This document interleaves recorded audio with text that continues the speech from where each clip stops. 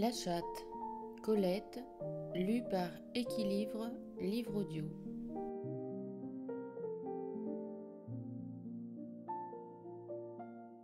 Chapitre 4. Il pénétra dans le jardin en adolescent qui a découché. La capiteuse odeur des terreaux sous l'arrosage, la secrète vapeur d'immondices qui nourrit les fleurs grasses et coûteuses, les perles d'eau chassées par la brise, il les aspira d'une longue haleine et découvrit, dans le même moment, qu'il avait besoin d'être consolé. Ça, ça.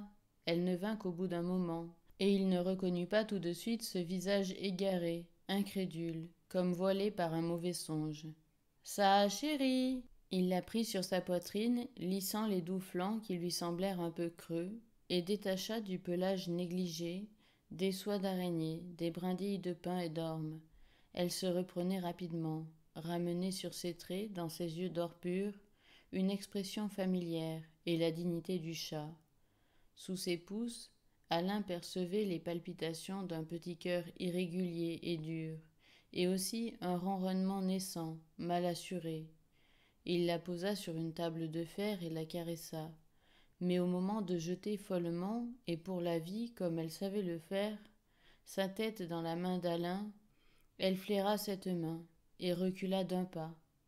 Il cherchait des yeux le pigeon blanc, la main gantée derrière les arbustes à grappes rosées, derrière les rhododendrons, enflammés de fleurs. Il se réjouissait que la cérémonie d'hier, respectant le beau jardin, eût ravagé seulement le logis de Camille.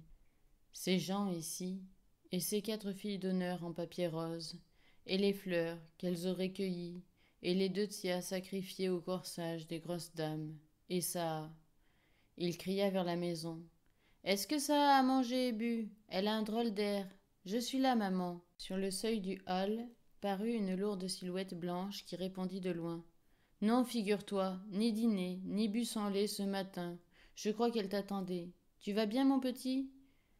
Il se tenait déférent devant sa mère, en bas du perron. Il remarqua qu'elle ne lui tendait pas la joue comme d'habitude, et qu'elle gardait ses mains contre sa ceinture, nouées l'une à l'autre. Il comprit et partagea avec gêne et gratitude cette pudeur maternelle. Ça non plus ne m'a pas embrassé. Car enfin la chatte, elle t'a vu souvent partir, elle prenait son parti de tes absences. Mais j'allais moins loin, pensa-t-il. Près de lui, sur le guéridon de fer, Ça but avidement son lait, comme une bête qui a beaucoup marché et peu dormi. Tu ne veux pas une tasse de lait chaud, Alain, toi aussi? Une tartine? J'ai déjeuné, maman. Nous avons déjeuné. Déjeuner, pas trop bien, je pense, dans un pareil caravansérail. Alain sourit parce que sa mère disait toujours caravansérail pour Capharnaüm. D'un œil d'exilé, il contempla la tasse à arabesque d'or, à côté de la soucoupe de Saha, puis le visage de sa mère, épaissi, aimable, sous de gros cheveux crépelés, précocement blancs. Je ne t'ai pas demandé si ma nouvelle fille est contente. Elle eut peur qu'il comprît mal et ajouta précipitamment. Enfin, si elle est en bonne santé. Très bonne, maman. Nous déjeunons en forêt de Rambouillet. On va rôder. Il se reprit. Nous allons rôder la voiture, vous comprenez? Ils restèrent seuls, Ça et lui, dans le jardin, engourdis tous deux de fatigue, de silence, appelés par le sommeil. La chatte s'endormit brusquement sur le flanc. Le menton en l'air, les canines découvertes comme un fauve mort.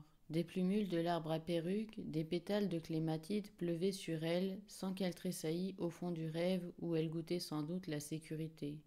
La présence inaliénable de son ami.